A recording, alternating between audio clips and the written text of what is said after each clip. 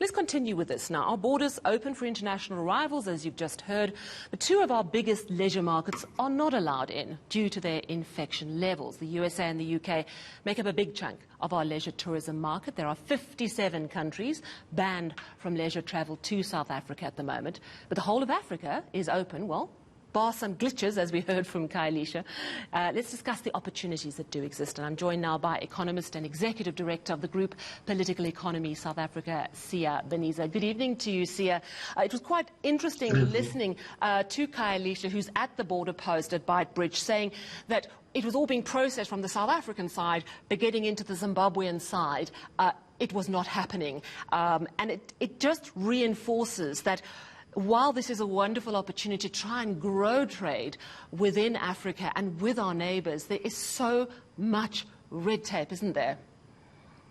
Yes, precisely. I think this forms part of the broader problems that are prohibiting regional trade in the region, which we refer to as non-tariff barriers. Traditionally, we think that trade is discouraged by high tariffs, which raise prices. But on the other end, it's an issue also of coordinating cross-border customs. And in this instance, it's also about at what stage each country is in terms of its own national response to the COVID-19 pandemic. And as it seems, Zimbabwe is still at a higher level of restrictions in terms of their risk-adjusted approach, while South Africa is easing. However, there is some level of coordination at SADC, but this has had a delay and has obviously been driven by the actual context in terms of the COVID-19 pandemic within each country and how well the public health response has been to the pandemic.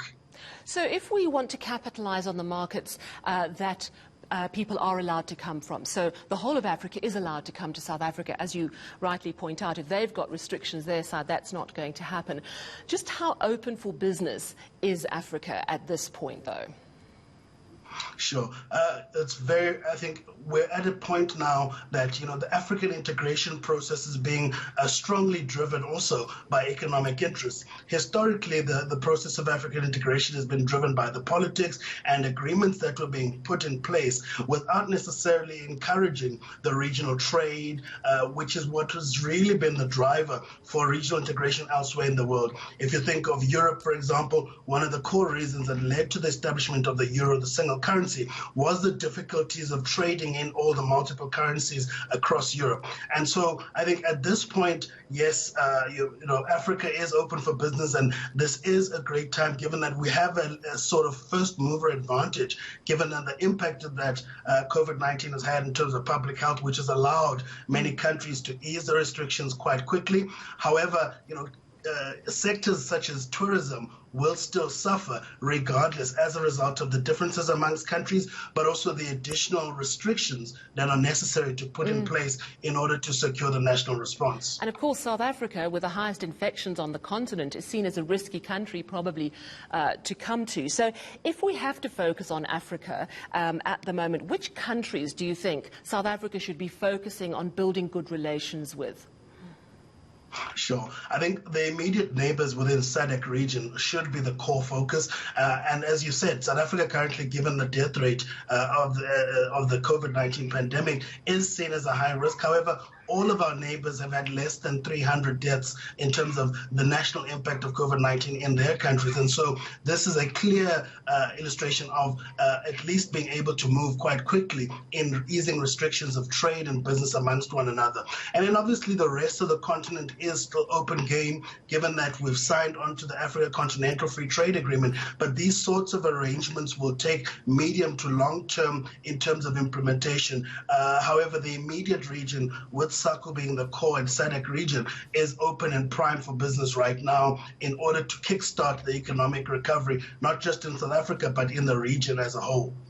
The reality is that the UK and the USA, they're not allowed to come here. We don't want them at the moment because their infections levels are so high. So much of our leisure tourism, people coming back to South Africa for their Christmas holidays, that sort of thing.